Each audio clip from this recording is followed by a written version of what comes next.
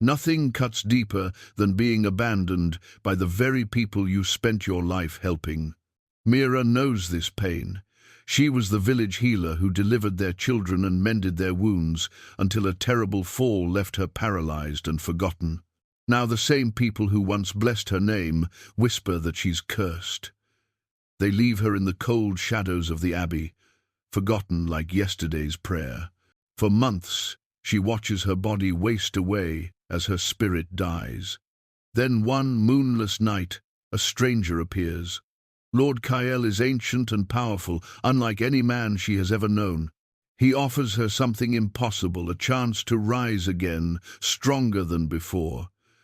But his gift comes at a price that will change everything she believes about life and death.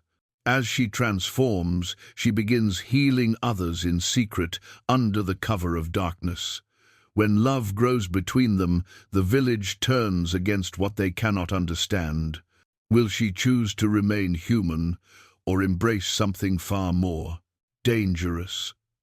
Before we continue this tale of transformation and forbidden love, tell us where you're tuning in from. And if this story touches you, make sure you're subscribed, because tomorrow I've saved something extra special for you. The silver healing pendant lay tarnished beside Mira's straw mattress, its once bright surface now dull as her hopes.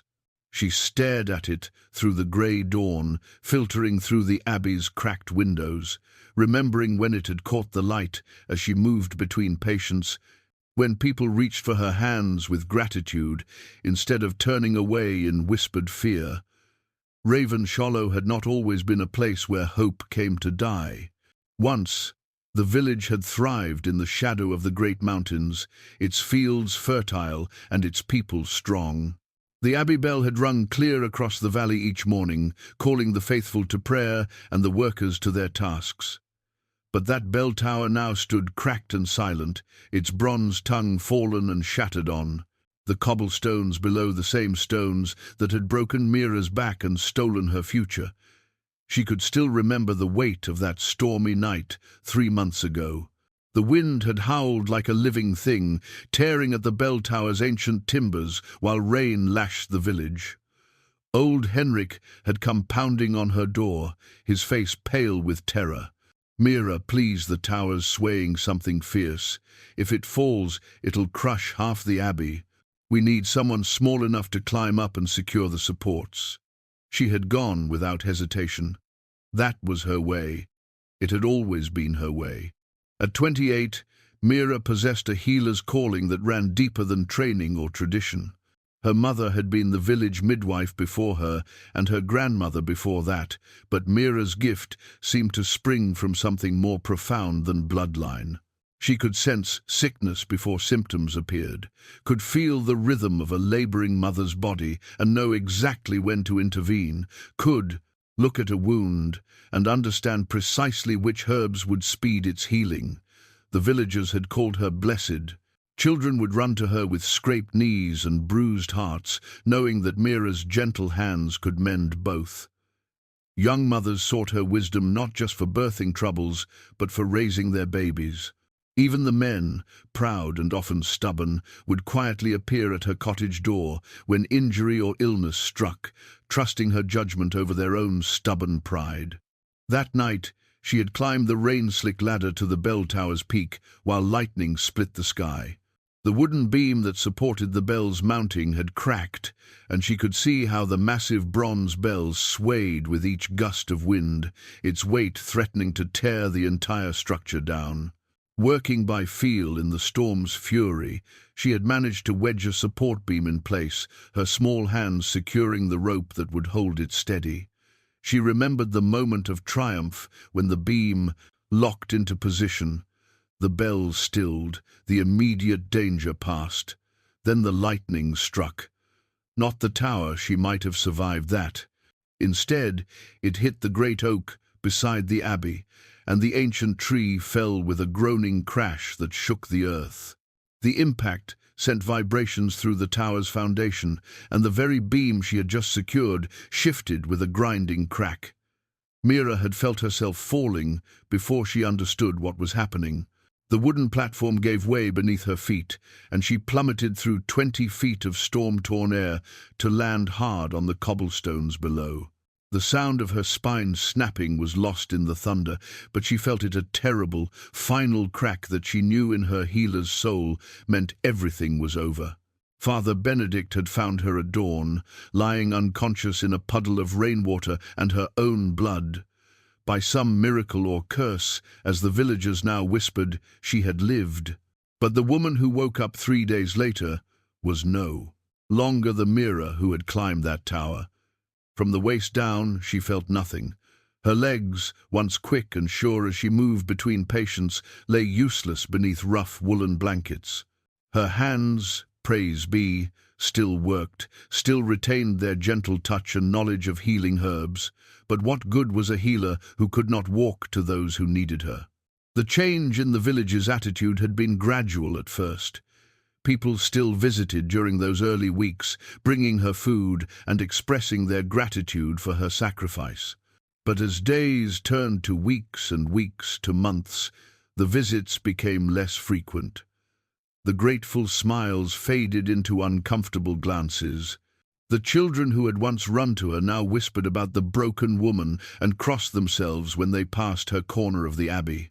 Father Benedict had given her shelter in the abbey's small infirmary, a room meant for tending the sick that now served as her prison. The priest himself was not unkind. His faith demanded charity, and he provided food and basic care with dutiful regularity. But she could see the conflict in his eyes, the question that haunted him as it haunted all the others. Why would God allow such a thing to happen to someone who had given so much? Old Martha, who had been her closest friend and assistant for over a decade, still visited occasionally. But their conversations had grown stilted and strange.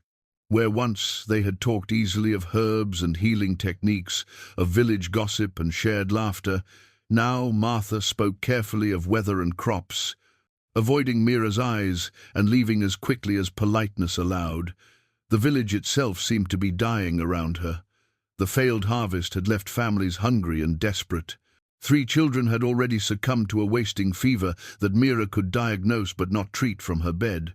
Young mothers suffered through difficult births without her experienced hands to guide them.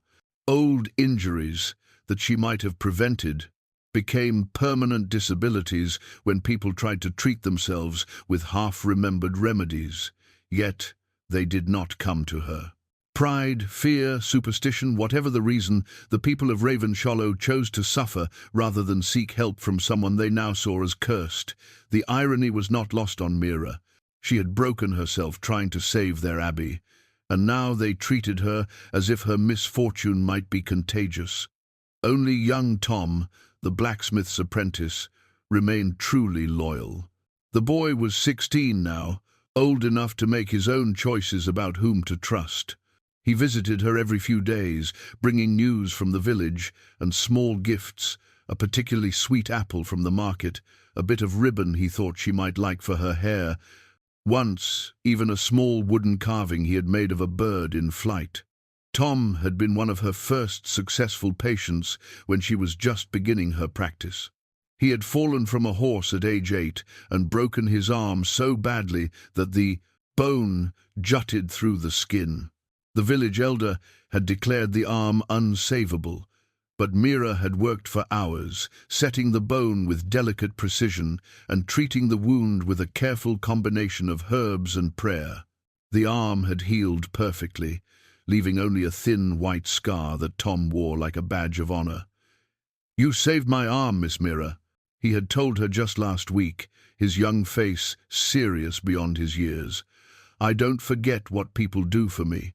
And I don't believe in curses, I believe in good people having bad luck." His loyalty touched her heart, but it also highlighted how alone she had become. One 16-year-old boy against an entire village that had turned its back on her. The weight of that isolation pressed down on her like a physical thing, making her chest tight and her breath shallow. The worst part was the time endless, empty hours, with nothing but her own thoughts for company. During her active years, every day had been filled with purpose. She woke, before dawn to check on labouring mothers, spent her mornings gathering herbs and preparing remedies, devoted her afternoons to treating patients, and often worked late into the evening caring for the seriously ill. Sleep had been a brief respite before another day of meaningful work. Now her days stretched like vast, empty plains. She woke when light crept through her small window, ate the simple porridge Father Benedict brought her, and then faced 12 hours of nothing. She tried to occupy herself by mentally reviewing her herb lore, by watching the patterns of light and shadow on her wall, by listening to the distant sounds of village life that she was no longer part of. But mostly, she just lay there and remembered what it had felt like to matter. Sometimes she caught herself listening for the sound of urgent footsteps, for someone to burst through her door with news of a medical emergency. In her imagination, they would forget their superstitions in the face of real need, would carry her to wherever she was required, would remember that her paralyzed legs had nothing to do with her knowledge or her hands. But the fantasy always faded, leaving her staring at the cracked ceiling and wondering if this was all that remained of her life. The approaching winter made everything worse. The abbey's stone walls held the cold like a grudge, and her thin blankets provided little comfort. Worse than the physical discomfort was the knowledge that winter always brought more sickness, more difficult births, more need for the skills she possessed but could no longer offer freely. She had tried in those early weeks to have Martha bring patients to her, but something had changed in the village's attitude toward healing itself.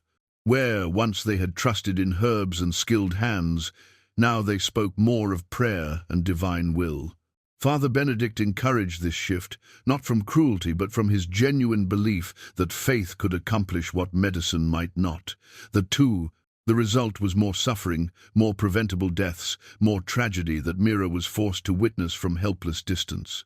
As autumn deepened and the first snows began to dust the mountain peaks, Mira found herself wondering if her survival had been a blessing or a curse. What purpose did life serve when you could no longer fulfill the calling that gave it meaning? What hope existed for someone who had become a burden rather than a benefit to those around her? These were the thoughts that occupied her mind on the moonless night when everything changed. She lay in her familiar position, silver pendant catching the last rays of candlelight, when the temperature in the room seemed to drop by several degrees. She assumed at first that someone had left a door open somewhere in the abbey, but then she became aware of a presence, something that made her skin prickle with an awareness she could not quite name. The sensation was unlike anything she had experienced before, simultaneously threatening and oddly comforting. It reminded her of standing at the edge of a great precipice, feeling both the danger of falling and the exhilaration of vast possibility stretching out before her.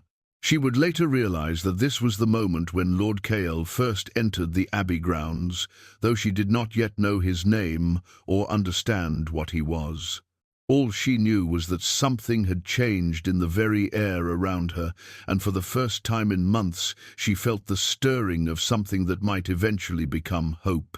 The black obsidian ring caught no light as Lord Kael approached the abbey, its ancient symbols pulsing with energy that made the village dogs whimper and retreat to their shelters. Even the rats seemed to sense something beyond their understanding, scurrying away from his path as he moved through the narrow streets with inhuman grace. Mira felt his presence before she saw him. The temperature in her small room dropped so suddenly that her breath misted in. The candlelight, and every instinct she possessed as a healer, screamed that something powerful and dangerous was near. Yet beneath the fear, she sensed something else. A loneliness so profound it made her own isolation seem trivial by comparison. The abbey's heavy wooden door opened without the slightest creak, though she knew Father Benedict always barred it at nightfall. Soft footsteps echoed through the stone corridors, approaching with deliberate slowness, as if their owner wanted to give her time to prepare for what was coming. When Lord Kael stepped into the doorway of her small chamber, Mira's first thought was that death itself had come to visit her. He stood well over 6 feet tall, wrapped in a midnight black cloak that seemed to absorb the candlelight rather than reflect it. His face was pale as carved marble, with sharp cheekbones and eyes so dark they appeared to hold no pupils at all. But it was not his appearance that made her breath catch. It was the weight of centuries that seemed to press outward from him, a sense of vast time and accumulated sorrow that no mortal man could carry.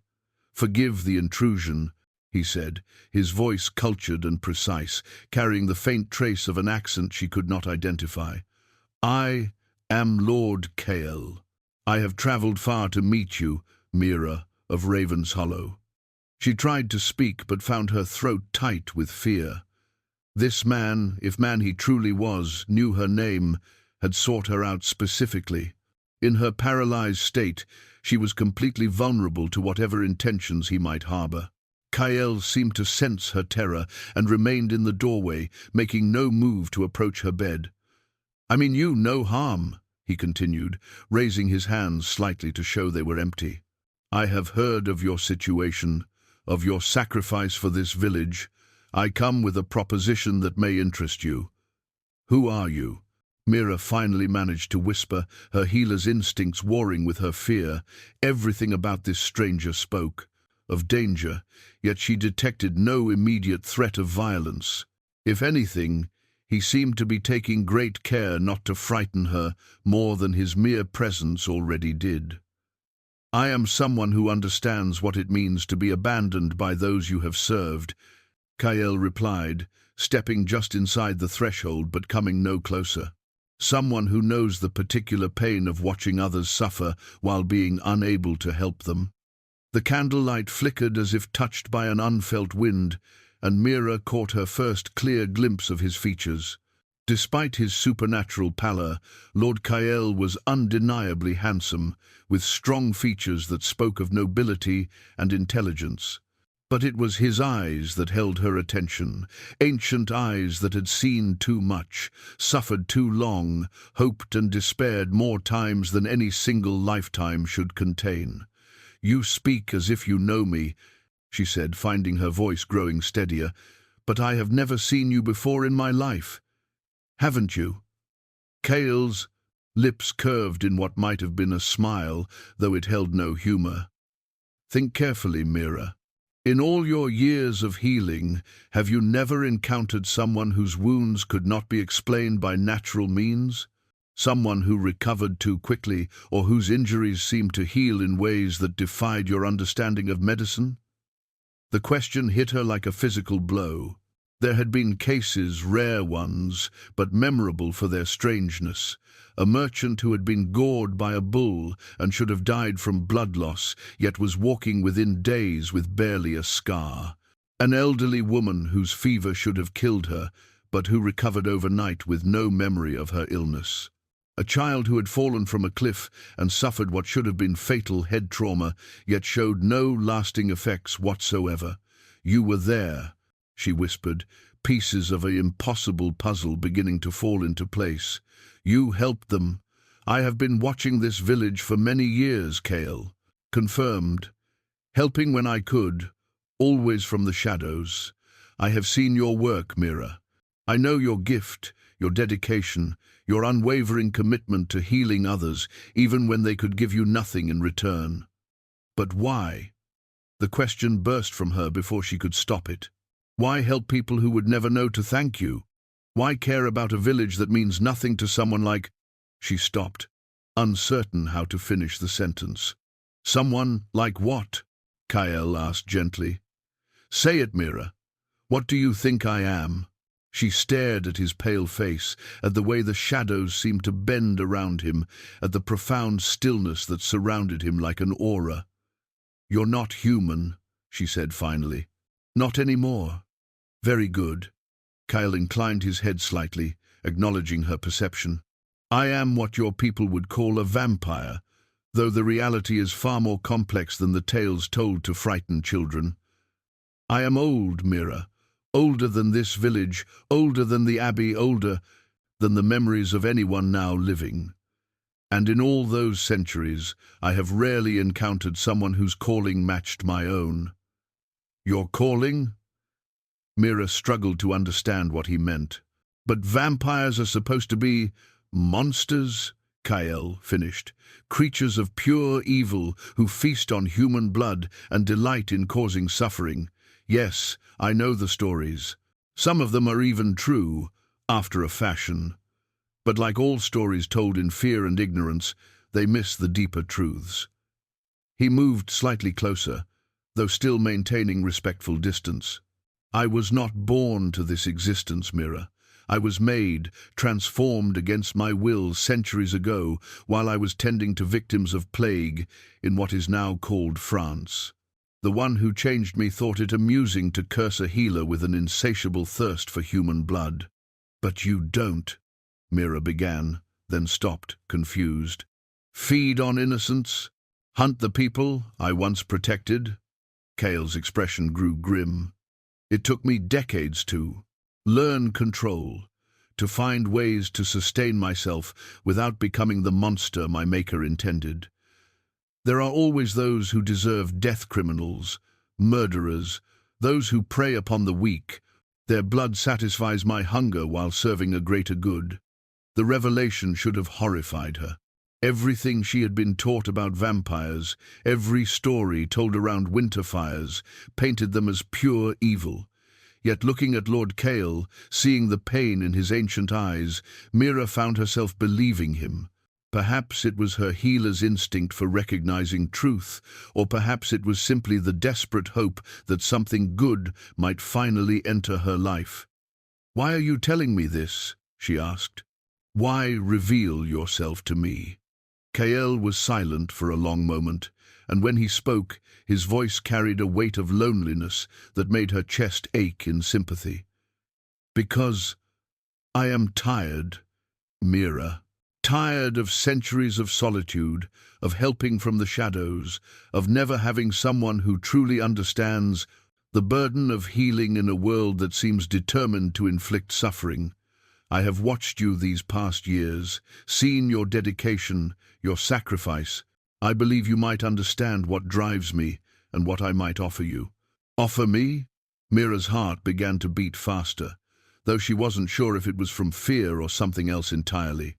"Eternal life," Kael said simply.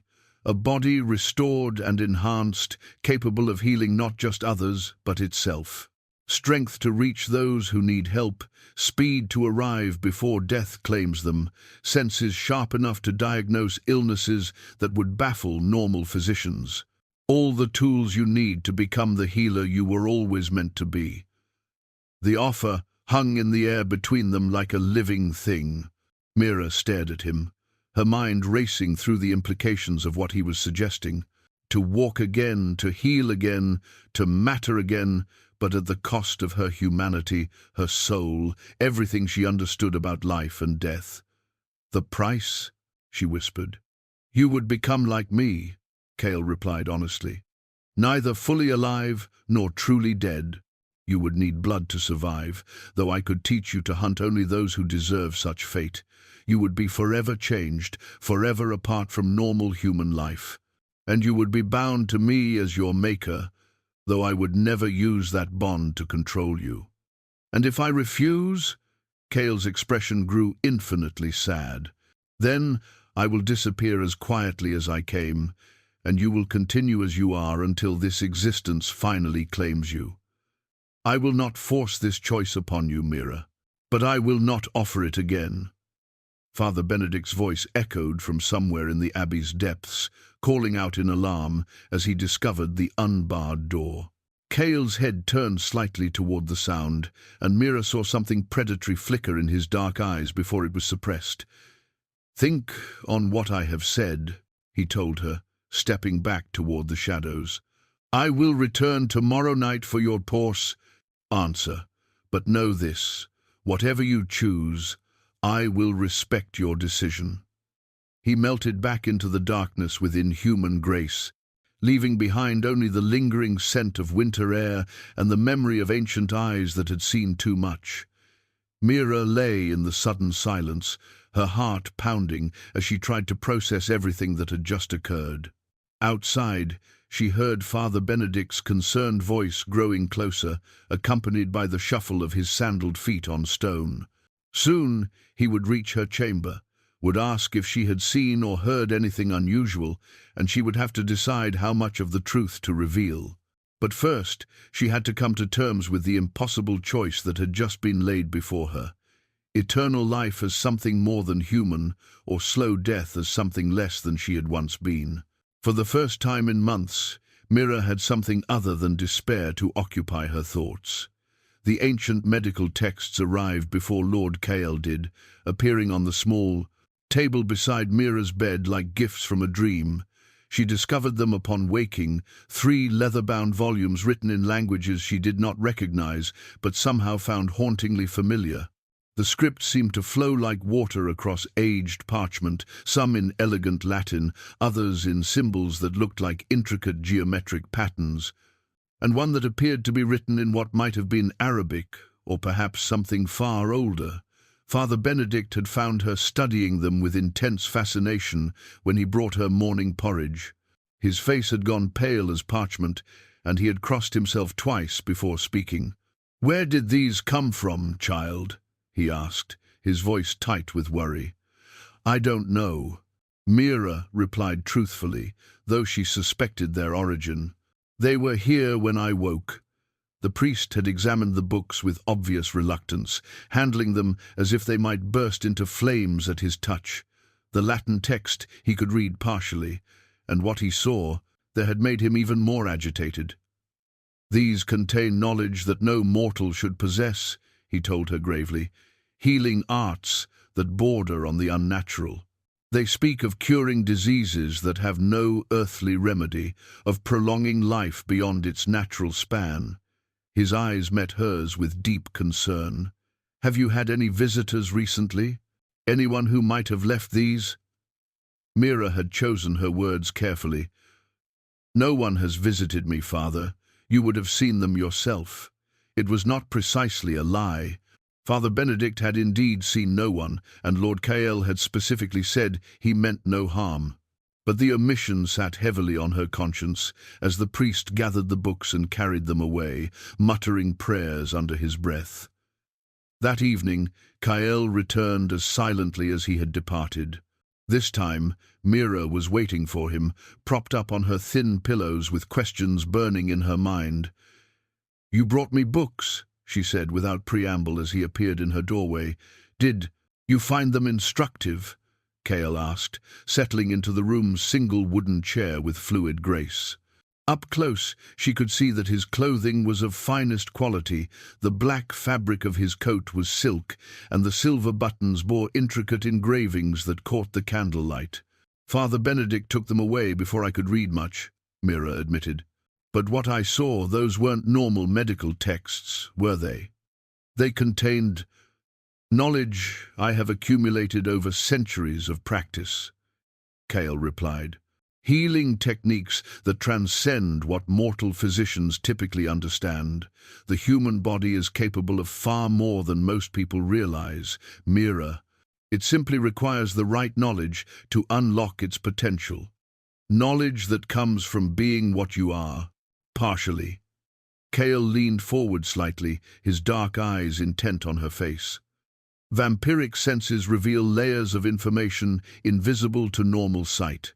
I can hear the rhythm of a heart and detect irregularities that would take your physicians hours to diagnose. I can smell infection before it manifests visible symptoms, can see the flow of blood through veins, can sense the electrical patterns of the nervous system."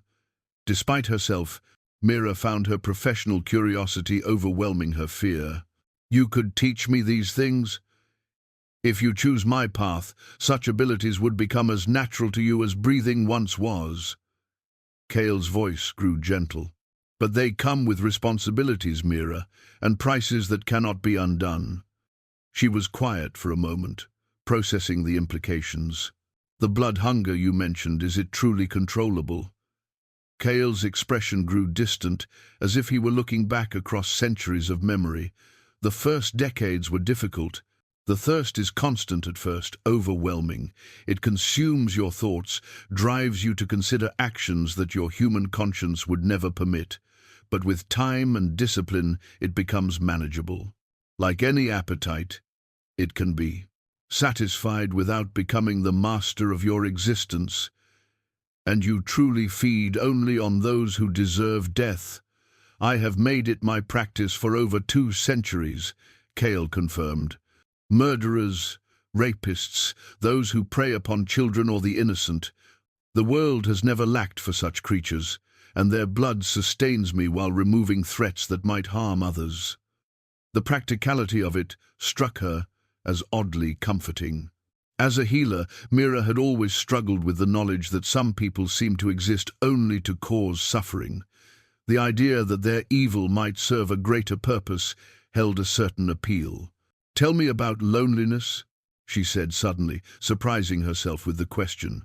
Kael's carefully controlled expression flickered, revealing a glimpse of the profound isolation she had sensed during his first visit. "It is the true curse of immortality," he said quietly. "Not the thirst for blood, not the separation from normal human life. Those things one can adapt to. But watching everyone you care about age and die while you remain unchanged, that pain never lessens. Is that why you seek companionship now, after so long alone?" "Perhaps." Kael stood and moved to the small window, gazing out at the moonlit village beyond. "I have tried before to create companions, to share this existence with others. Always it has ended in tragedy. They could not bear the weight of what they had become, or they embraced the darkness too completely and lost their humanity entirely. What makes you think I would be different?" He turned back to her, and in his ancient eyes she saw something she had not expected: hope. "Because you have already proven your strength, Mira. You sacrificed everything for people who have now abandoned you, yet I sense no bitterness in you, no desire for revenge. You still wish to heal, still want to help others, despite how they have treated you. That kind of character does not change, even through transformation." The compliment warmed her in a way she had not felt for months. To be seen, truly seen, by someone who understood sacrifice, it was a gift she had not realized she needed so desperately. "If I were to accept your offer," she said carefully, "what would the process involve?" "My blood, shared freely between us," Kael replied without hesitation. "It would feel like dying at first. Your heart would stop, your breathing would cease, but then you would return, remade. The paralysis that binds you would be gone, your strength increased 100-fold, your senses expanded beyond current imagination. And the price? Daylight would become your enemy, not fatal as the stories claim, but deeply uncomfortable. You would need blood regularly to maintain your strength, and you would be forever changed in ways that might make it impossible to return to the life you once knew." Mira considered this, weighing the loss of her humanity against the return of her purpose. Would I still be myself? Would I still care about healing, about helping others? "You would still be Mira, still be driven by the same compassion that has defined your life." From somewhere in the abbey came the sound of Father Benedict's evening prayers, his voice echoing through the stone corridors. The priest was a good man, but limited by his faith in ways that prevented him from seeing beyond conventional understanding. Mira found herself wondering what he would say if he knew she was contemplating embracing what he would certainly consider damnation. "I need more time," she said finally. Kael nodded, as if he had expected this response. Of course, such a choice should not be made hastily. He moved toward the shadows again, preparing to leave. "I will return tomorrow night. Perhaps by then you will have more questions for me to answer." "Wait," Mira called softly. "What was your name before? When you were human?" For the first time, she saw him smile, a real smile that transformed his stern features and made him look almost human again. "Kael," he said. "It has always been Kael. Some things, at least, do not change." After he was gone, Mira lay awake until dawn, staring at the ceiling and trying to imagine what it might feel like to walk again, to heal again, to matter again. The choice before her seemed impossible, but for the first time since her fall, impossible no longer felt like the end of hope. The moonstone vial appeared on her bedside table 3 nights later, its crystalline surface glowing with an inner light that pulsed like a heartbeat. Mira stared at it in fascination and growing dread, understanding instinctively what it contained. Kael's blood, the literal essence of transformation, sat within arm's reach, waiting for her decision. Her health had taken a sharp turn for the worse since their conversations began. The infection that had been slowly building in her damaged spine was spreading, bringing with it waves of fever that left her weak and disoriented. Father Benedict had summoned the village physician, an elderly man whose remedies belonged to an earlier age and whose bedside manner consisted mainly of grim pronouncements about God's will. "The corruption has taken hold," he had told the priest in what he clearly thought was a whisper. "Without proper treatment, and perhaps even with it, she has weeks at most." Mira had said nothing, but the irony was bitter enough to taste. Here she lay dying from an infection she could have treated in her sleep if she had access to proper herbs and the ability to prepare them herself. The very knowledge that might save her life was useless when trapped in a paralyzed body dependent on others who lacked her skill. As the fever mounted, her mind drifted back through memories of her healing work. She remembered little Sarah, barely 5 years old, burning with the same kind of infection after a fall that had torn open her knee. Mira had worked through the night, cycling between different poultices and tinctures, monitoring the child's temperature and adjusting treatment as symptoms changed. By dawn, the fever had broken, and within a week, Sarah was running through the village again, the scar on her knee barely visible. The memory brought tears to her eyes, not for herself, but for all the others she would never be able to help. 3 children in the village were currently battling the wasting fever that had already claimed 2 of their friends. Young mothers were struggling through pregnancies without proper guidance. Old Henrik was walking with a painful limp from a wound that had never healed correctly because he had been too proud to seek help from the cursed woman. In her fevered state, she began to understand Kael's loneliness on a deeper level. To possess knowledge that could save lives but be prevented from using it, whether by paralysis or by centuries of necessary secrecy, was a particular kind of torment. When Kael appeared that night, she could see the concern in his ancient eyes as he took in her deteriorated condition. He moved to her bedside without his usual careful distance, and she felt the supernatural coolness that surrounded him like a balm against her burning skin. "You're dying," he said simply, no judgment in his voice, only statement of fact. "I know," Mira whispered, her voice hoarse from the fever. "The physician gives me weeks." "I think he's being optimistic." Kael's jaw tightened almost imperceptibly. "This infection, I could draw it from your body in minutes if you would permit me." "How?" "Vampire blood has healing properties even for mortals when properly administered. A few drops on your wound would cleanse the corruption and begin repairing the damage." He paused, studying her face. "It would not cure your paralysis that would require full transformation, but it would save your immediate life." The offer hung between them like a lifeline thrown to a drowning woman. Mira found herself staring at the moonstone vial, its contents seeming to pulse brighter in response to her attention. What would that mean? Taking vampire blood but not transforming?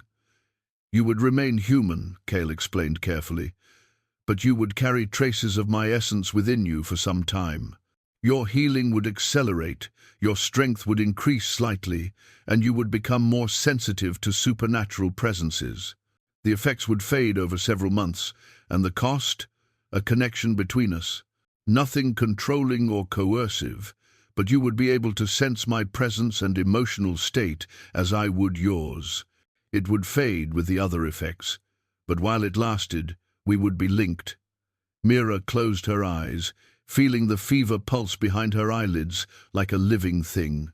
The practical healer in her understood that this was likely her only chance of survival. The woman in her was terrified of what that survival might cost.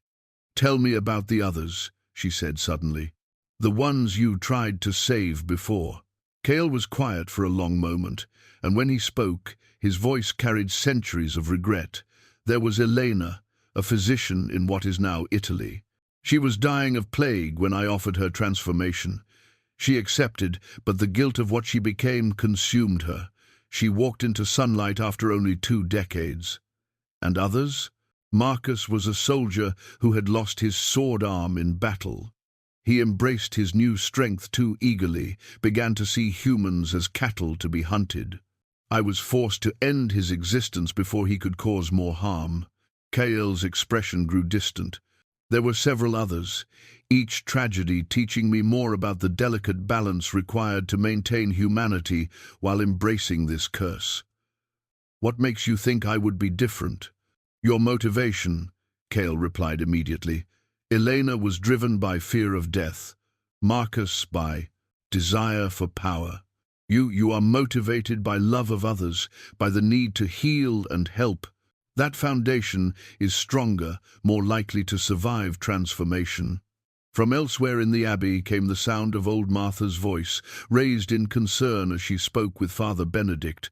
Mira caught fragments of their conversation, something about the missing children, about the spreading fever, about the desperate need for someone with healing knowledge. "They're suffering," Mira whispered, her heart aching for people who had abandoned her. "They need help, and I'm lying here useless while they—" "You could help them," Kael said softly. "Tonight, if you wished. A few drops of my blood would give you strength enough to guide others in proper treatment. You would not be able to walk to them, but you could instruct those who would listen." The temptation was overwhelming. To be useful again, to save lives that might otherwise be lost, it seemed worth almost any risk. "If I take your blood tonight," Mira said slowly, "would that make the choice about transformation easier or harder?" "I don't know," Kael admitted with refreshing honesty. "The connection might help you understand what you would be choosing. Or it might make the decision more complicated by creating emotional bonds that influence your judgment." Mira reached toward the moonstone vial with trembling fingers, then stopped just short of touching it. Would you want me to choose transformation? For yourself? I mean, not just for noble reasons?" Kael's careful composure cracked slightly, revealing the lonely man beneath the supernatural creature. "Yes," he said quietly. "I have been alone for so long, Mira. To have someone who understands both the burden and the calling, it would be a gift beyond measure. Even if it meant I might destroy myself like the others? Even then, the possibility of companionship would be worth the risk of loss." His honesty was like a key turning in a lock she hadn't realized existed. For the first time since her fall, someone needed her not just for what she could do, but for who she was. Mira wrapped her fingers around the moonstone vial, feeling its warmth pulse against her palm. "Help me sit up," she said. Kael's chronicle lay open across Mira's lap, its pages filled with centuries of careful documentation written in his precise hand. The vampire blood had worked its healing magic through her system over the past 3 days, burning away infection and restoring strength she had not felt since before her fall. Though her legs remained paralyzed, the constant pain that had plagued her was gone, replaced by a vitality that made her feel more alive than she had in months. More significantly, the promised connection between them had manifested in ways she had not expected. She could sense Kael's presence even when he was not near, could feel the weight of his ancient loneliness pressing at the edges of her consciousness like a distant storm. In return, she knew he could feel her growing fascination with his history, her professional curiosity about the supernatural world he inhabited.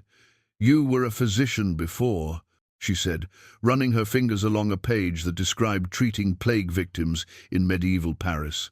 The Chronicle says you graduated from the medical school at Montpellier in 1289.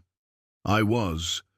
Kael confirmed from his position by the window, where he maintained his vigil against potential interruption. My father was a minor nobleman who believed education was the path to advancement. I chose medicine because I wanted to help people, a motivation that apparently transcended my transformation. This entry here, Mira pointed to a passage written in faded ink. You describe saving an entire monastery from what sounds like tuberculosis. How did you manage that without revealing your nature? Carefully, Kael replied with a slight smile. I posed as a traveling physician from the East, claiming knowledge of foreign remedies.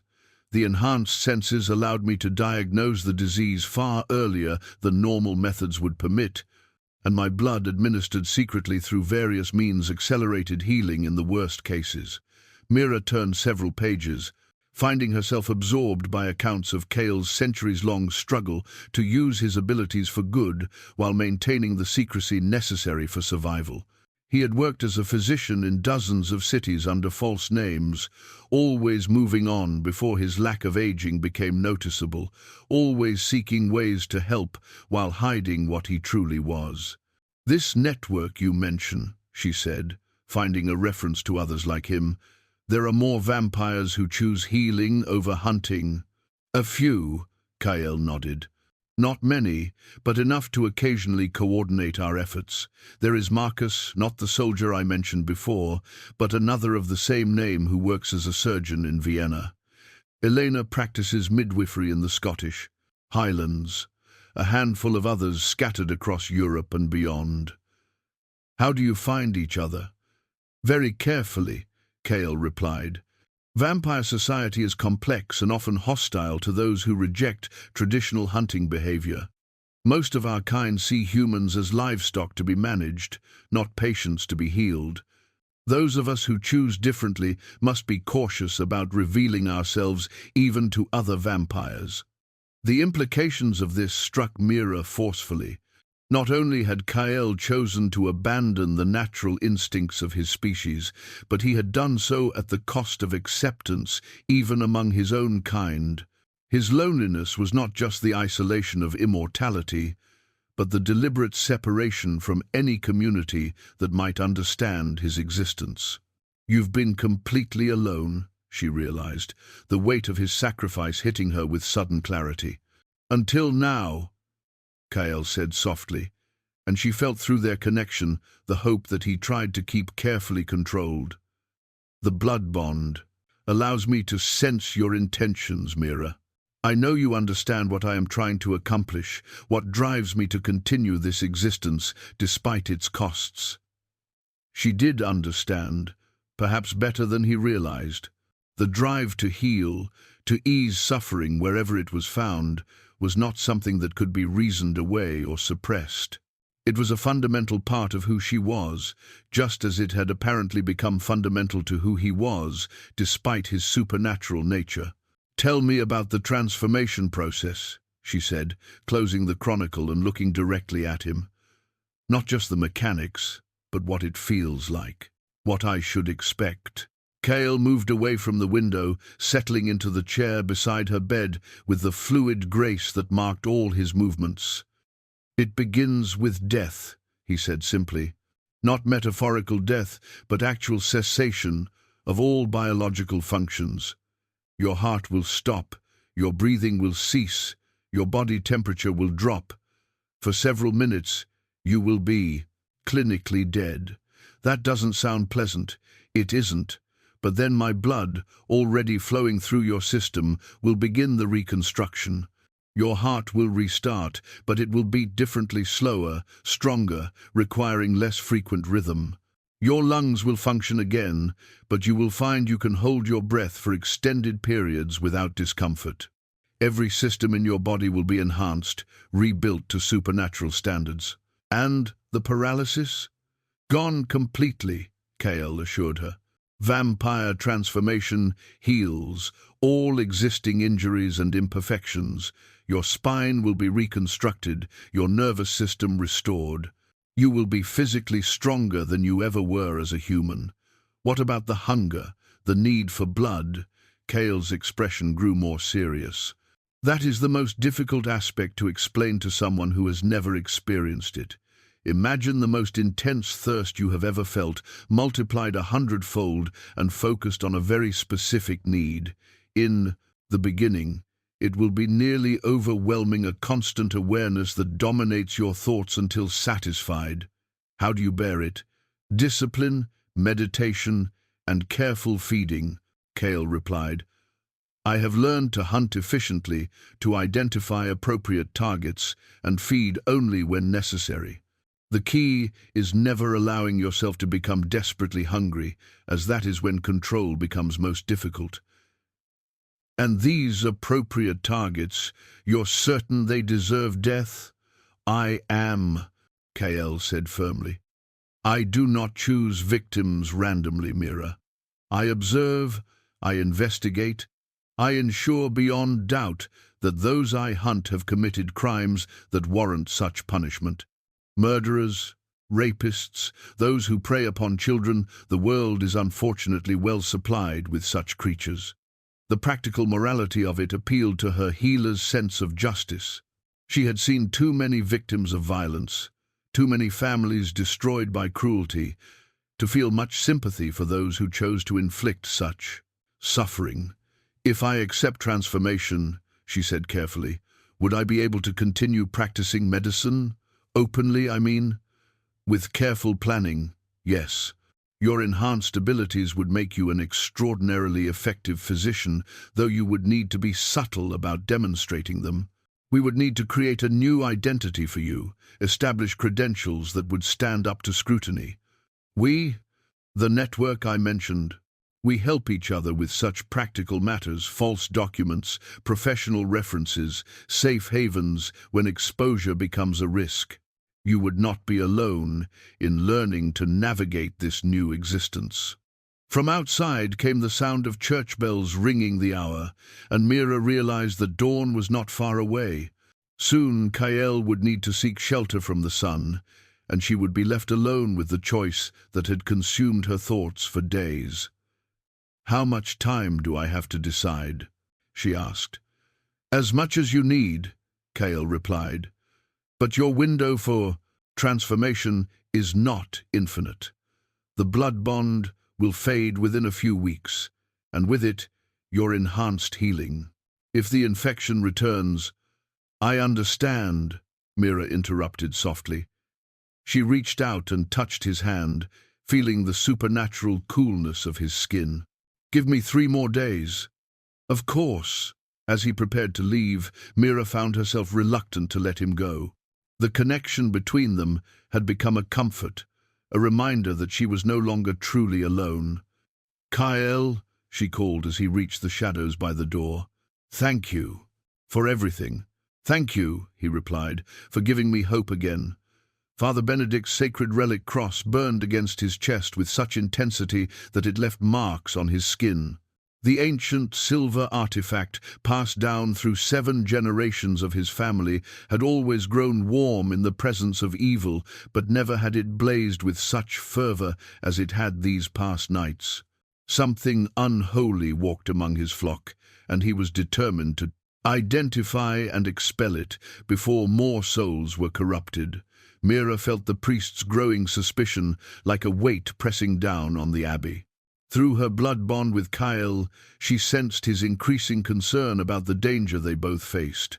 Father Benedict was not a fool. He had begun, connecting the timing of the mysterious recoveries with the appearance of the strange books, her own improved health, and the reports of a dark figure seen moving through the village at night. The crisis had deepened with devastating swiftness. 5 children now lay burning with fever in their homes, their small bodies racked by the wasting disease that had already claimed 3 of their friends. Young mothers wept over babes who grew weaker each day, while their husbands stood helpless, watching death approach their families with inexorable certainty. Mira's enhanced strength, courtesy of the vampire blood, allowed her to sit up and move more freely within her small chamber. but her paralyzed legs still prevented her from reaching those who needed help most. The frustration was excruciating to possess knowledge that could save lives while being physically unable to apply. It felt like a special kind of torment. "Let me help them," she had pleaded with Father Benedict just that morning. "Bring the children here, or take me to them. I know how to treat this fever." "You know nothing that prayer and God's grace cannot accomplish," the priest had replied firmly. "I will not risk exposing innocence to whatever dark influence has taken hold of you." His refusal had nearly broken her heart. She could hear the children's labored breathing, even from her distant chamber, could sense their suffering through the supernatural awareness that vampire blood had awakened in her. Every moment of delay meant another step closer to preventable deaths. That afternoon, old Martha had appeared at her door, her weathered face etched with desperate worry. The woman who had once been her closest friend and assistant now approached with obvious reluctance, but love for her grandson had overcome her superstitious fears. "Please, Mira," Martha whispered, glancing nervously toward the main abbey to ensure Father Benedict was not within earshot. "My little Thomas, he's burning up with the fever. He's asking for you. Keep saying you're the only one who can help him." The request had shattered what remained of Mira's restraint. 7-year-old Thomas was Martha's pride and joy, a bright boy who had always helped his grandmother gather herbs for Mira's remedies. The thought of losing him to a disease she could easily treat was unbearable. "Bring me willow bark, elderflower, and feverfew," Mira had instructed urgently. "Boil them together in equal parts, strain the mixture, and give him 1 spoonful every hour. Keep cool cloths on his forehead and make sure he drinks plenty of water. The fever should break within 2 days if you follow those instructions exactly." Martha had memorized every word, tears of gratitude streaming down her cheeks. "Bless you, child. I don't care what the others whisper, you're still the healer we've always known." But as Martha prepared to leave, young Tom had appeared in the doorway, his face grave with news that made Mira's blood run cold. "Father Benedict sent word to the bishop," the boy reported quietly. "There's talk of bringing in special priests, ones who know how to deal with supernatural corruption. They're saying someone in the village has made a pact with dark forces." The implications were terrifying. If vampire hunters or trained exorcists arrived, they would quickly identify Kael's true nature. More importantly, they would likely conclude that Mira herself had been corrupted, given her proximity to the supernatural influence they sought to eliminate. That evening, as Kael materialized from the shadows, she could feel the tension radiating from him like heat from a forge. His usual composure was strained, and she sensed through their connection that he was preparing for the possibility of immediate flight. "They suspect," she said without preamble. "More than suspect," Kael replied grimly. "Father Benedict has been asking questions throughout the village, trying to piece together a timeline of the strange occurrences. It won't be long before he focuses his investigation directly on you." "The children are dying," Mira said, her voice breaking with frustration.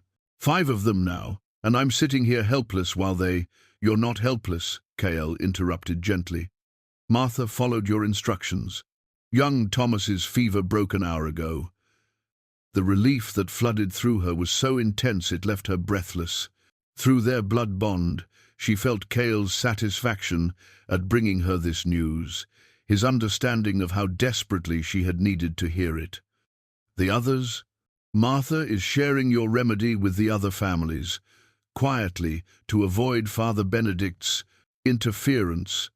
But word is spreading among the mothers. You are saving lives, Mira, even from this bed." "It's not enough," she whispered. "I should be there, examining them myself, adjusting treatments as their conditions change. Some children respond differently to standard remedies." "I know." Kael moved to sit beside her bed, his presence a comfort despite the danger that surrounded them both. which is why I must ask for your decision tonight. The window for safe transformation is closing, and if we wait much longer, we may not have the opportunity at all." Mira stared at him, seeing in his ancient eyes the same desperation she felt herself. They were both healers, trapped by circumstances beyond their control. He by centuries of necessary secrecy, she by the paralysis that had stolen her mobility and the superstition that had stolen her community's trust.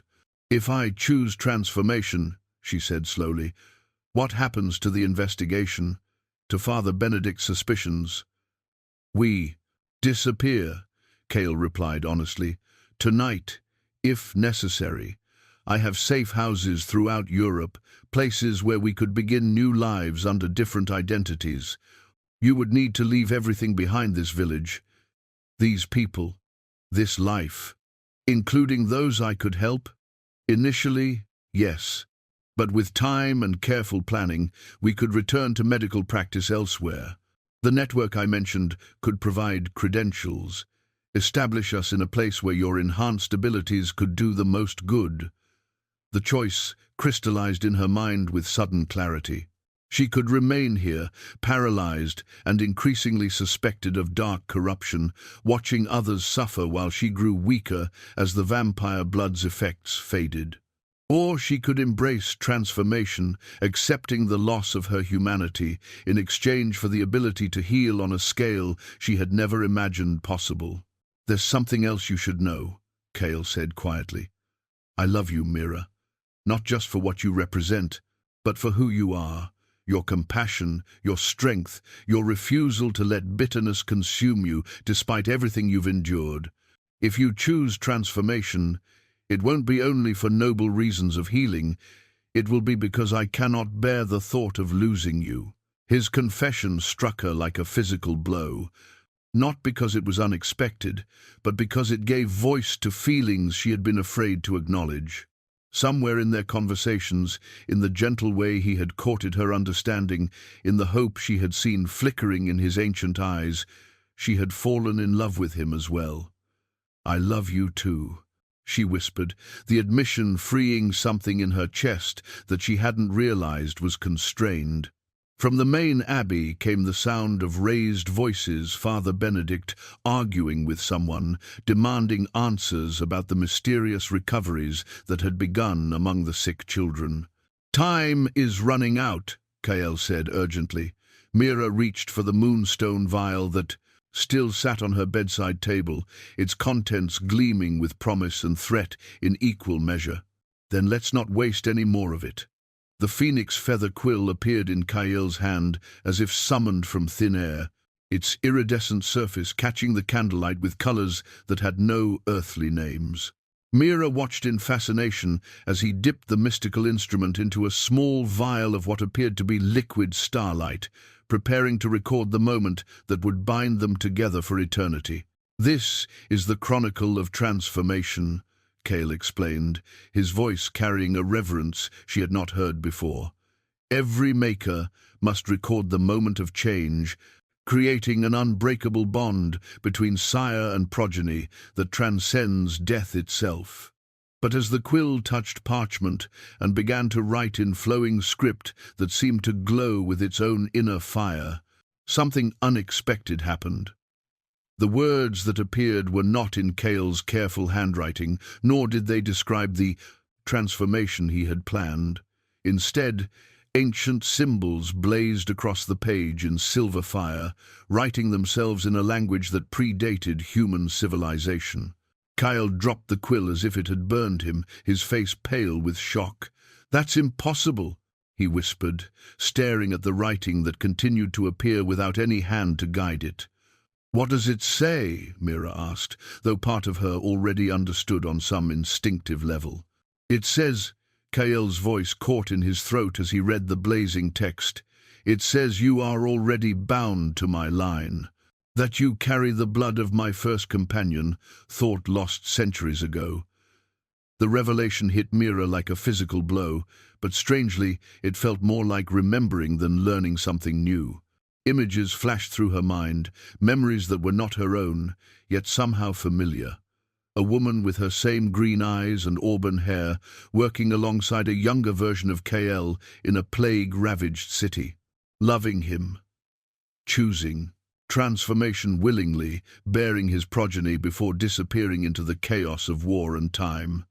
Isadora, Mira breathed, the name rising from depths of knowledge she did not understand. Her name was Isadora. Yes, Kael said, wonder and recognition dawning in his ancient eyes. She was my first, my beloved. We worked together for nearly a century before she vanished during the siege of Carcassonne in 1355. I searched for her for decades, found traces of her passage, but never her body. I assumed she had been destroyed. She wasn't destroyed, Mira said with growing certainty as more inherited memories surfaced. She chose to become human again. She found a way to reverse the transformation, accepting mortality in exchange for the ability to bear children, my ancestors. The Phoenix Quill resumed its supernatural writing, recording the truth that neither of them had suspected.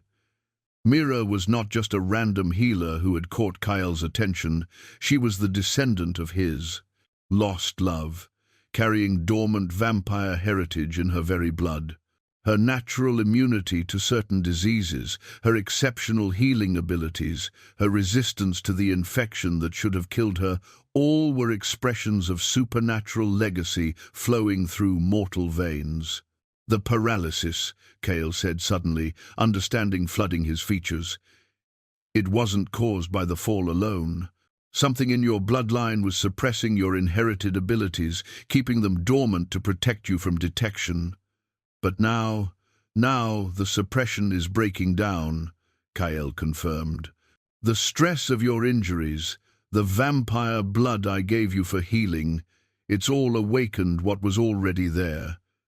You're not becoming a vampire, Mira. You're remembering how to be one.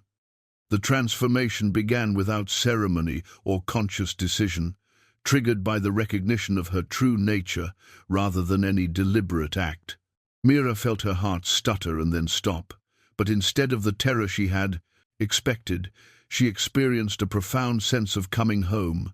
Her human life had been the aberration. This was what she had always been meant to be. The change rippled through her body like liquid fire, rebuilding damaged tissue and awakening dormant capabilities. She felt her spine reassemble itself vertebra by vertebra, the severed nerves reconnecting in patterns of supernatural efficiency. Her paralyzed legs tingled back to life as circulation returned in a rush of pins and needles that quickly faded into vibrant sensation. But the physical restoration was only the beginning. As the transformation progressed, Mira's senses exploded into new dimensions of awareness. She could hear the heartbeats of every person in the village, could smell the fear radiating from Father Benedict 3 rooms away, could see the flow of life energy through the stone walls of the abbey like glowing rivers of light. More significantly, she could sense the sickness that plagued the remaining children, with diagnostic precision that surpassed anything she had achieved as a human healer. The wasting fever was not a natural disease at all, but a supernatural affliction caused by a malevolent spirit that had been drawn to the village by desperation and fear. Her enhanced perception revealed the dark creature lurking in the abbey's foundations, feeding on suffering and growing stronger with each death it caused. "There's something else here," she told Kael urgently as her transformation stabilized. "Something feeding on the children's pain." Kael followed her supernatural gaze, his own senses confirming what she had detected. "A wraith," he said grimly. "They're drawn to places of great suffering. This one has been using the children's illness to anchor itself to the mortal plane. Can we destroy it? Together, yes. Your inherited abilities combined with my experience, we should be more than capable of banishing it." But before they could act on this discovery, the sound of heavy footsteps echoed through the abbey corridors. Father Benedict's voice carried clearly through the stone walls, no longer alone, but accompanied by others whose presence radiated trained authority and supernatural awareness. The corruption is strongest in this direction, the priest was saying. I can feel the evil pressing against my holy relic like a physical weight. Vampire hunters, Kael said quietly. He's brought in professionals. Mira rose from her bed for the first time in months, marveling at the fluid grace of her restored body. Her legs were not just healed but enhanced, capable of movement so swift and silent it seemed to bend the laws of physics. The sensation of mobility after so long paralyzed brought tears of joy to her eyes. "What do we do?" she asked. "We have 3 options," Kael replied, moving to the window to assess possible escape routes. "Fight our way out, flee immediately, or reveal the truth," Mira finished, understanding the dangerous third path he had not voiced. "Show them that we're not the evil they seek. The risk is enormous," Kael warned.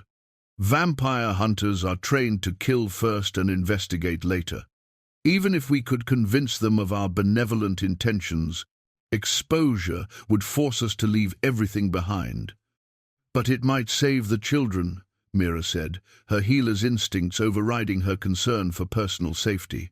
"If we can destroy the wraith and heal the remaining sick ones, prove that we're here to help rather than harm." The approaching footsteps grew louder, accompanied by the distinctive sound of blessed silver weapons being drawn from their sheaths. Father Benedict's cross was blazing so hot now that Mira could smell burning cloth from 3 rooms away. "In here," the priest announced with grim certainty. "Whatever evil has taken root in my abbey, this is its source." Kael looked at her with eyes that held centuries of accumulated caution warring against newfound hope. "Are you certain about this path? Once we reveal ourselves, there will be no going back to the life you knew." Mira thought of young Thomas, recently recovered through her guidance. Of the other children still fighting for their lives while a supernatural parasite fed on their suffering. Of all the future patients they might help if they could find a way to bridge the gap between vampire nature and human need. "I was never going back to that life anyway," she said, moving to stand beside him at the window. "The question is whether we'll use our gifts in hiding or find the courage to use them openly." The door to her chamber burst open, revealing Father Benedict flanked by 2 stern men in dark robes who carried blessed silver weapons with the casual competence of long practice. Their eyes widened as they took in the impossible sight of Mira standing upright beside the obvious vampire, but before they could react with violence, she stepped forward with her hands raised peacefully. "Father," she said calmly, "we need to talk. There's a wraith in your foundations, and children are dying while we waste time fighting each other." The transformation was complete, the die cast, and their true test was about to begin. The silver hunter's net hung between the 2 vampire hunters like a web of blessed metal, its surface inscribed with holy symbols that made the air itself seem to hum with power. Brother Marcus, the elder of the 2 hunters, held one end while his younger companion, Brother Aldrich, gripped the other. Both men trained since childhood in the ancient arts of supernatural warfare. "Stand down, creature," Brother Marcus commanded, his voice carrying the authority of righteous conviction. "Your corrupted influence ends here." But Father Benedict raised a trembling hand, his face pale with confusion and dawning recognition. "Wait," he said, studying Mira's transformed but still familiar features. This cannot be. Mira, child, what has happened to you?" "I've remembered who I was always meant to be," Mira replied gently, keeping her enhanced movements deliberately slow and non-threatening despite the weapons trained on her. "And right now, children are dying while we waste precious time. There's a wraith in the abbey's foundations, Father. That's what's been causing the wasting fever." "Lies," Brother Aldrich spat. "Vampires are masters of deception. It seeks to confuse us with false." His words cut off abruptly as the abbey's stone floor beneath their feet began to vibrate with a low, ominous humming. The temperature in the room plummeted, and the candle flames flickered as if touched by an unfelt wind. From somewhere deep below came a sound like grinding bones mixed with the wails of the damned. "The Wraith senses our presence," Kael said urgently, his supernatural hearing picking up frequencies beyond human perception. "It's moving, trying to escape now that it's been detected." "Convenient timing," Brother Marcus said, suspiciously, though his grip on the net had shifted slightly as he, too, felt the unnatural chill creeping through the room. "Feel with your blessed relics," Mira urged Father Benedict. "You've carried that cross for decades. You know how it responds to different types of supernatural presence. What is it telling you right now?" The priest pressed his hand to his chest, where the sacred relic burned against his skin. His expression grew thoughtful as he concentrated on the sensations. It's not burning with the same intensity. The evil it detected was stronger before, more. Another bone-deep vibration shook the abbey, this one accompanied by a sound like children crying in the distance. All 5 adults in the room heard it clearly, and the vampire hunters exchanged uncertain glances. "That came from below," Brother Aldrich said, his training warring with growing doubt about their mission's target. "From the old crypt," Father Benedict confirmed, understanding dawning in his eyes. "There are chambers beneath the abbey that haven't been opened in living memory. If something malevolent took residence there, it would explain everything," Kael finished. "The children's inexplicable illness, the supernatural disturbances, the evil presence your relic detected. We're not the source of corruption. Father, we're here to eliminate it." Young Tom's voice echoed through the abbey corridors as he ran toward them, his boots pounding on stone as he brought news that confirmed their worst fears. "Father Benedict," he called, "come quickly. Little Sarah's taken a turn for the worse. She's burning with fever and speaking in voices that aren't her own." The boy skidded to a halt in the doorway, his eyes widening as he took in the scene. Mira standing upright beside the obvious vampire, the 2 armed strangers with their gleaming net, the tension crackling through the air like lightning before a storm. "Miss Mira?" Tom said in wonderment. You can. Walk again?" "I can do more than walk," Mira said softly, her enhanced hearing picking up the sound of Sarah's labored breathing 3 houses away. "Tom, how many children are still sick?" "4 now, but Sarah's the worst. Her mother says she keeps talking about the shadow man who lives under the church, who promises to take away all her pain if she just stops fighting."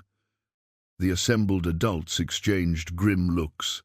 Whatever was lurking in the abbey's depths had begun actively communicating with its victims, a development that spoke of growing power and imminent danger. "We need to act now," Kael said urgently. "If the Wraith has begun direct contact with the children, it's preparing to claim them permanently. Once it drags their souls into the shadow realm, no earthly power can retrieve them." Brother Marcus lowered his end of the silver net slightly, his professional assessment of the situation overriding his programmed hostility toward vampires. "Assuming you speak, truth which is far from certain, what would you propose?" "A temporary alliance," Mira said, stepping forward with her hands still raised peacefully. "Your blessed weapons and holy training combined with our supernatural abilities. Together, we can destroy the Wraith and save the children. Separately, we'll fail while innocents suffer." "This could be an elaborate trap," Brother Aldrich warned his companion. "Vampires are known for their cunning." "Then explain this," Father Benedict interrupted, pulling the sacred cross from beneath his robes. The ancient silver artifact was no longer blazing with heat. Instead, it pulsed with a steady, warm glow that intensified when pointed toward the abbey's depths and dimmed when aimed at Mira and Kael. "It's guiding us toward the true evil," the priest said with growing conviction. "These 2, whatever they are, they're not the source of corruption. They may even be here to help." Another tremor shook the building, stronger this time, followed by the sound of splintering stone from somewhere below. Tom grabbed the doorframe for balance, his young face pale with fear. "It's getting stronger," he said. Sarah started convulsing right after the shaking began, her mother's beside herself with worry. "Show me," Mira said, moving toward the door with fluid grace. "I can help her." "Wait," Brother Marcus commanded, though his tone had shifted from hostility to cautious cooperation. "If we're truly dealing with a wraith, standard protocols apply. Holy water, blessed silver, coordinated assault on its anchor point. But I want to see proof of your benevolent intentions first." "Then come with us," Kael said, extending his hand in a gesture of partnership. "Let us save the child together, and judge our nature by our actions rather than your assumptions." The vampire hunter studied Kael's pale face for a long moment, decades of training warring with the evidence before his eyes. Finally, he nodded curtly and shouldered, his blessed silver sword. "Brother Aldrich, gather the sanctified salt and holy water from our supplies. Father Benedict, you know this building's layout better than anyone. Guide us to both the affected child and the most direct route to the crypts below." "And if this proves to be deception?" Aldrich asked, still suspicious. "Then we'll deal with that when it occurs," Marcus replied grimly. "But right now, I hear a child suffering, and that takes precedence over our prejudices." The group moved through the abbey's corridors with purposeful urgency, an unlikely alliance bound together by shared determination to protect the innocent. Mira marveled at the sensation of walking again, her enhanced vampiric abilities allowing her to move with silent grace despite the speed of their passage. They reached Sarah's family home just as the child's mother emerged, tears streaming down her face as she clutched a bundle of fevered blankets.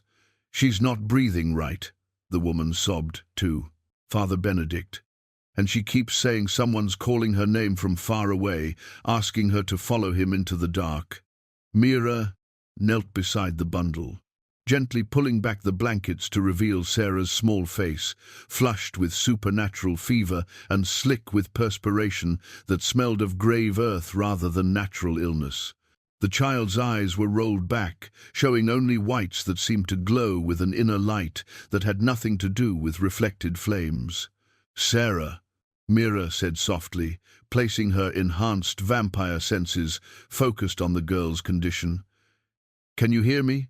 The child's eyes snapped forward, locking onto Mira's face with an intensity that was deeply unsettling.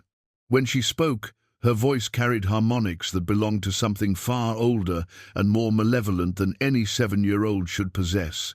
"The healer returns," Sarah said in a voice like grinding stone. "Too late, blood drinker. The little ones belong to me now. They have heard my song, tasted my promises. Soon they will join me in the depths where pain ends and hunger is forgotten." "Not while I draw breath," Mira replied firmly, allowing her own supernatural nature to surface in her voice. "Release this child, Wraith. Your quarrel is with me." Sarah's possessed features twisted into a smile that was horrible to behold on such a young face. "Isadora's spawn," the entity hissed through the girl's lips. "I wondered when you would remember what you are. Come below, little vampire. Come see what I have built in the darkness, fed by generations of fear and sorrow. Your lover awaits, he has been calling your name for so very long." The wraith was lying, trying to manipulate her with false claims about Kael's condition, but the threat to the children was devastatingly real. Through her enhanced senses, Mira could perceive the spectral tendrils that connected Sarah to the malevolent entity below, dark threads of influence that grew stronger with each passing moment. "The basement," she said urgently, turning to the assembled group. "We need to reach its anchor point before it claims her completely." "Together," Brother Marcus agreed, his blessed sword gleaming in the lamplight. "Whatever our differences, no child deserves this fate." The final battle was about to begin. The crimson masquerade mask had belonged to Mira's grandmother, discovered in a trunk of forgotten belongings as they prepared for what might be their final confrontation. She wore it now as they descended into the abbey's ancient crypts, its familiar weight a comfort against her transformed features. The irony was not lost on her. She who had spent her life revealing truth was now hidden behind a disguise, caught between her human past and supernatural future. The stone steps beneath their feet were slick with moisture that had nothing to do with natural dampness. Brother Marcus led the way with his blessed sword drawn, its silver surface glowing with holy light that pushed back, shadows eager to reclaim their domain. Behind him, Father Benedict clutched his sacred cross with white knuckles, while Brother Aldrich carried a satchel of sanctified salt that left glowing trails where scattered drops touched the ancient stone. Kael moved beside Mira with predatory grace, his enhanced senses mapping the tunnels ahead while searching for signs of the Wraith's primary manifestation. Through their blood bond, she felt his growing concern as they delved deeper into the abbey's foundations. The evil presence that had seemed manageable from above was revealing itself as something far more powerful and entrenched than either of them had anticipated. "The architecture is wrong," Father Benedict whispered as they reached the first landing. "These passages, they're older than the abbey itself. Pre-Christian, possibly Roman or even earlier. The Wraith didn't create this place," Kael realized grimly. "It found something that was already here, some ancient site of power or suffering that it could use as an anchor point." The walls around them bore carvings that predated any local civilization, symbols that seemed to writhe and shift when viewed directly. Mira's enhanced vampire vision could perceive layers of meaning in the inscriptions that human eyes would miss, references to sacrifice, to feeding darkness with pain, to gates that should never be opened. "We're not just dealing with a simple wraith," she said, understanding flooding through her as inherited memories from her bloodline provided context.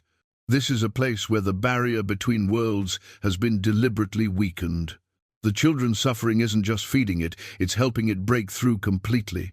Brother Marcus paused at a junction where three passages converged, his blessed sword pointing steadily toward the leftmost tunnel. "This way," he said with professional certainty. "The evil is strongest in this direction." As they followed the indicated path, the temperature continued to drop until their breath misted in the supernatural cold. The walls began to weep, a substance that looked like blood, but smelled of grave dirt and ancient despair.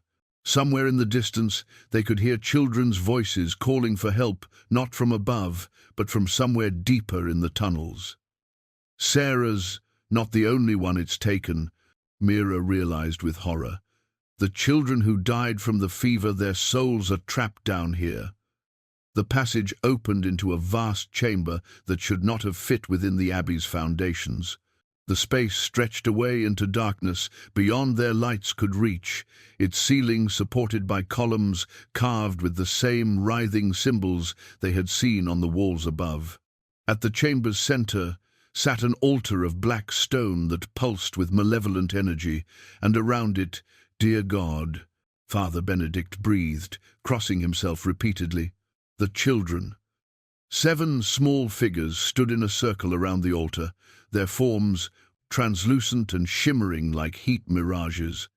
They were the village children who had succumbed to the wasting fever over the past months, their innocent faces turned toward the darkness with expressions of terrible hunger.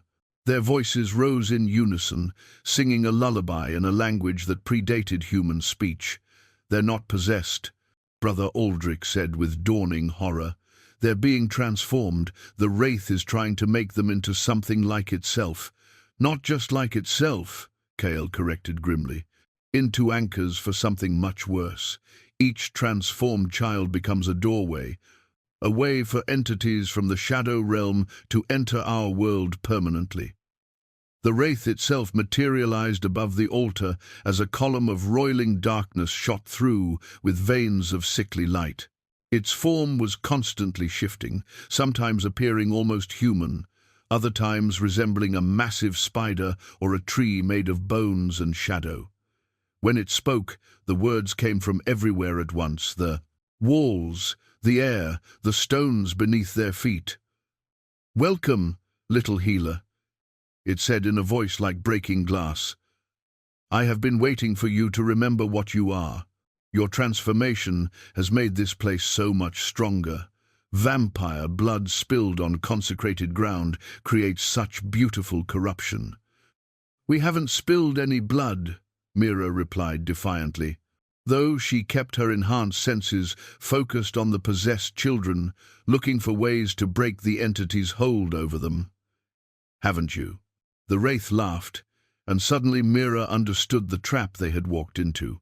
Her transformation in the abbey above had indeed spilled vampire blood on holy ground, not literally, but metaphysically, as her human nature died and was reborn as something supernatural.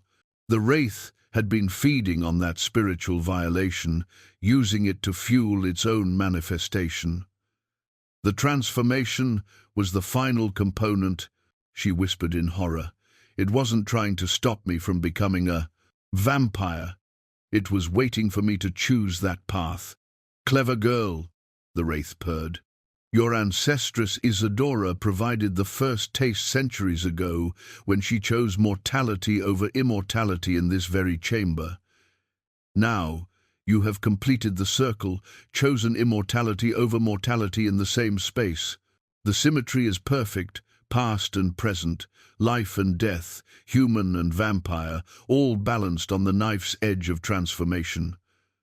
Brother Marcus raised his blessed sword, its holy light flaring brighter in response to the evil surrounding them. "Enough talk," he declared. "Children are suffering while this thing gloats about its cleverness." "By all means," the wraith replied mockingly, "try your blessed steel against something that feeds on faith corrupted. Your holy weapons work best against evil that fears the light, but I have been nurturing darkness in this place for so long that your God's power barely reaches here." The vampire hunter charged forward with a battle cry that echoed through the chamber, but as his sword struck the wraith's form, the blessed metal passed through it harmlessly. The entity's laughter filled the space like the sound of children screaming. "Your turn, little vampire," it said to Mira.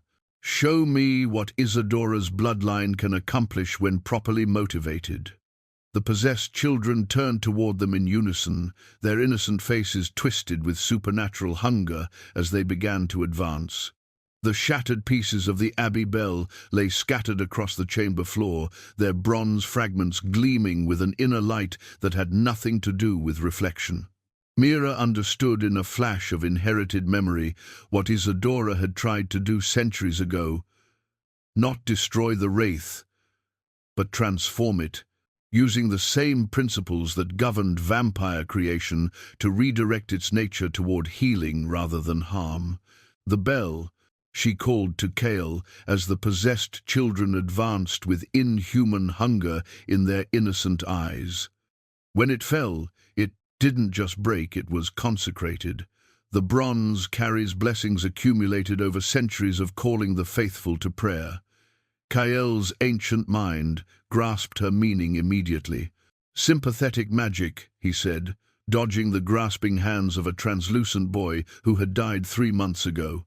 "If we can make contact between the wraith's essence and the blessed metal, we can force a transformation," Mira finished, her enhanced vampire abilities allowing her to leap over the circle of possessed children and land near the altar where the wraith's form writhed in mounting fury.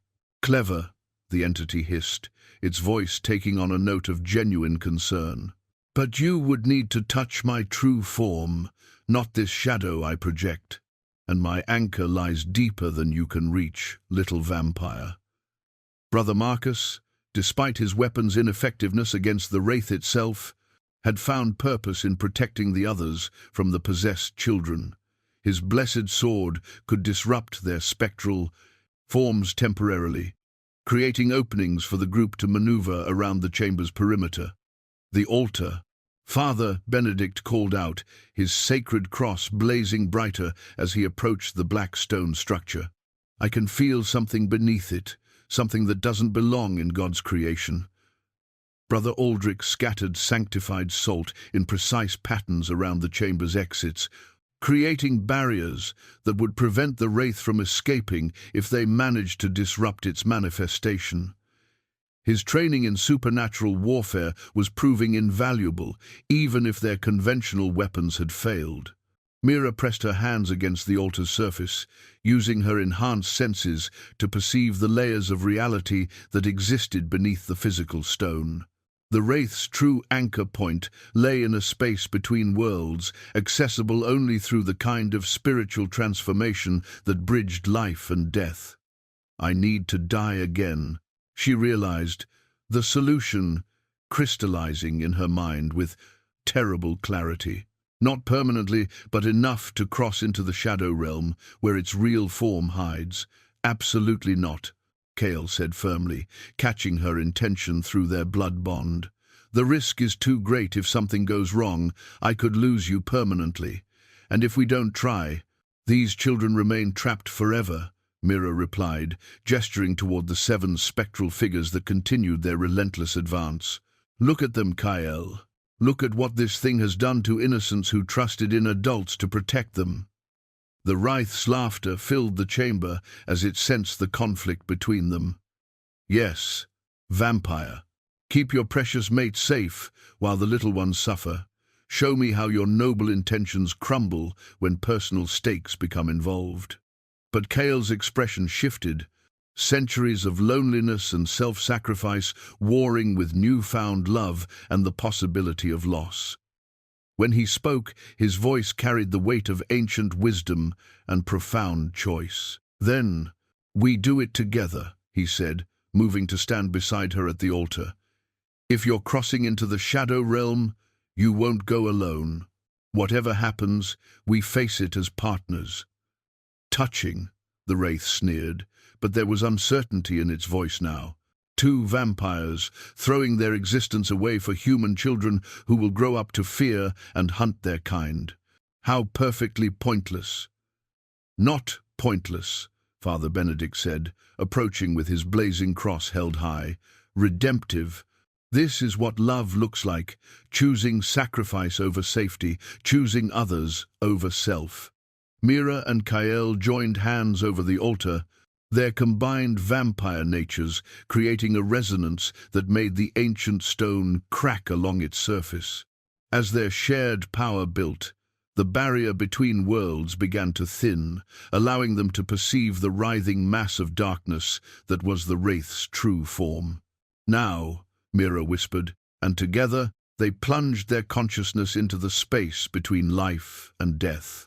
The shadow realm was a place of endless grey mist and muffled screams, where the wraith's true form revealed itself as a massive parasitic entity feeding on collected suffering. The children's souls hung around it like fruit on a diseased tree, their light dim but not extinguished. Mira reached for the bronze fragments that existed simultaneously in both realms, their blessed nature allowing them to maintain coherence even in the space between worlds. As her fingers closed around the largest piece, she felt centuries of accumulated prayer and faith flowing through the metal. Transform, she commanded, pressing the blessed bronze against the wraith's writhing essence. Choose healing over harm. Choose creation over destruction. The entity shrieked as holy metal met corrupted spirit, its form beginning to shift and change under the influence of consecrated power. But instead of being destroyed, it began to transform, its nature shifting from parasitic hunger to something that might yet serve the light. The possessed children's forms solidified as their souls were freed, their innocent laughter replacing the wraith's screams as they faded peacefully into whatever realm awaited them. The chamber above began to collapse as the supernatural corruption that had supported it was purified, but the 6 survivors had already found their way to safety. In the ruins of the ancient altar, something new stirred, not a wraith, but a spirit of healing that would guard the village against future supernatural threats. The golden wedding rings caught the first light of dawn as Mira and Kael stood before the rebuilt abbey altar, their simple bands blessed by both ancient vampire traditions and Father Benedict's newly expanded understanding of divine grace. 6 months had passed since the night that changed everything, and Ravenshollow had become something unprecedented, a village where the supernatural and mundane coexisted in harmony. The transformation had not been without its challenges. In the immediate aftermath of the Wraith's defeat, there had been fear, suspicion, and heated debates about whether vampires could truly be trusted to live among mortals. But the evidence was impossible to ignore. The children who had been dying were now healthy and thriving. The mysterious illnesses that had plagued the village for generations had ceased entirely. Most convincingly, Mira and Kael had proven their commitment to healing over hunting through months of selfless service. Old Martha stood as witness to their union, her weathered hands steady as she held the ceremonial candle that would bind their vows. The elderly woman had become the bridge between the human and supernatural communities, translating concerns and facilitating understanding with the wisdom of someone who had seen enough of life to recognize genuine goodness regardless of its source. "I've delivered hundreds of babies in my time," Martha said softly as the ceremony began, "but I've never seen anything quite like what these two can accomplish together. They saved my grandson Thomas, and they've given hope to families who had lost all faith in the future." Young Tom, now 17 and serving as Mira's apprentice in the healing arts, stood proudly beside them. The boy had been the first to embrace the new reality, his loyalty to Mira transcending any fear of her transformed nature. Under her guidance, he was learning not just traditional herbal medicine, but the enhanced diagnostic techniques that vampire senses made possible. "Miss Mira taught me that healing isn't about what you are," Tom had told the village council during one of their early debates about the vampire's presence. "It's about what you choose to do with whatever gifts you've been given." Father Benedict approached the altar with measured steps, his sacred cross now pulsing with warm approval rather than blazing with alarm.